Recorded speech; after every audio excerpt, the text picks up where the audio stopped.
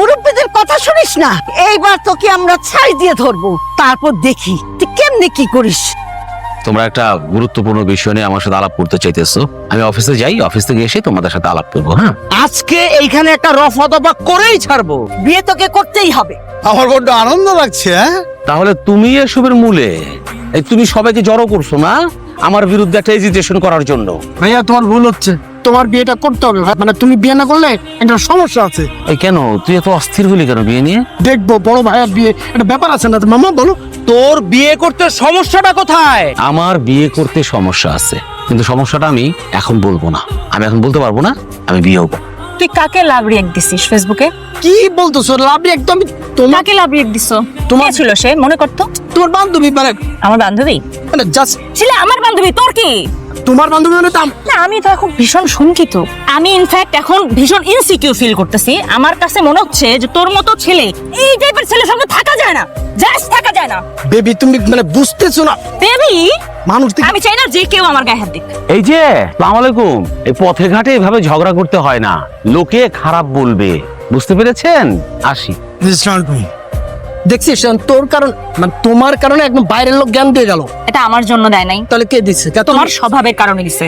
তোমার ভালো স্বভাব, যে তোমার ভালো স্বভাবের কারণে আমার রাস্তায় নামতে হইছে। কি ব্যাপার, ডাইনিং এ কোনো খাবার নেই? ডিনার করবো না? সেটা পরে হবে, তুই আগে বস, তোর সাথে আমাদের কথা আছে। রান্না করবেটা কি? কেন বিয়ে করবি না বাবা? কেন বিয়ে করবি না? তুমি কেন বিয়ে করবে না? কত বুঝতেছো না? আমি একটা ঝামেলা আছি। বিয়ে করলে ছেলেরা কখনো হ্যাপি হয় না, কারণ মেয়েরা জন্মগতভাবেই ঝগড়াটে। বিয়ের পরে তারা আরো বেশি ঝগড়াটে হয়ে যায়, হাজবেন্ডের সাথে সারাদিন ঝগড়া করে।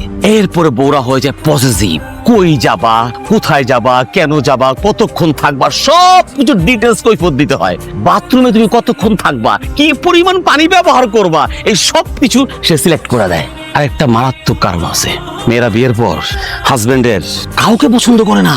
মানে হাজবেন্ডরা যদি গোপনে তার মাকে, বোনকে, ভাইকে একটা গিফট দেয়, ওইটারও কৈফিয়ত দিতে দিতে জান শেষ হয়ে যায়। মানে মেয়েরা এত সিলি ব্যাপার নিয়ে অস্থির হয়ে যায়। মেয়ে বন্ধুকে তার ফেসবুকে লাভ রিয়াক্ট দিলা, কি হবে? তোমার সাথে ঝগড়া করবে। লাভ রিয়াক্ট কেন দিছো?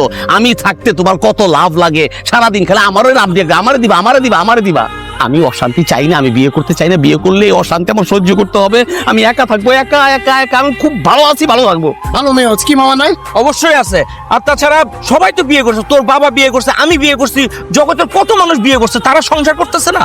তুমি না 3টা বিয়ে করছো, একটাও তো থাকে নাই। ওইটা অন্য কারণে তুমি বিয়ে করো। আচ্ছা, আমার কথা বাদ দে, এখন তুই কেন বিয়ে করবি না? তোকে বিয়ে করতেই হবে। তোকে বিয়ে করতেই হবে বাবা। হ্যাঁ, তোকে বিয়ে করতেই হবে। তুমি যে বিয়ে করবে এটা ফাইনাল, আর কোনো কথা নাই তোমার। ঠিক আছে, আমি বিয়ে করবো, তবে শর্ত আছে। শর্ত? মেয়েটা বোবা হতে হবে। গোভাবি বোবা মেয়ের সাথে বিয়ে করবি? তাহলে সংসার করবে কিভাবে? এটা নিয়ে তোমার ভাবতে হবে না। আমার বউ বোবা হবে যাতে সে আমার সাথে ঝগড়া করতে না পারে। আচ্ছা ঠিক আছে, তোর জন্য আমি বোবা মেয়ে খুঁজে বের করবো। আর একটা শর্ত আছে। কি শর্ত? মেয়েটা বোবা হবে এবং কানেও শুনতে পারতে হবে। ভাইয়া পাগলামি করতেছো? বোবারা কখন কানে শোনে না? এসব চালাকি বিয়ে না করার ফোন দি। বাবা, এটাকে চালাকি বলো যাই বলো, আমি শর্ত দিয়ে দিয়েছি। তোমাদের কথা আমি রাজি হয়েছি, আমি বিয়ে করব। আমার শর্ত দুটো, বোবা হইতে হবে এবং কানে শুনতে পারতে হবে, ব্যাস।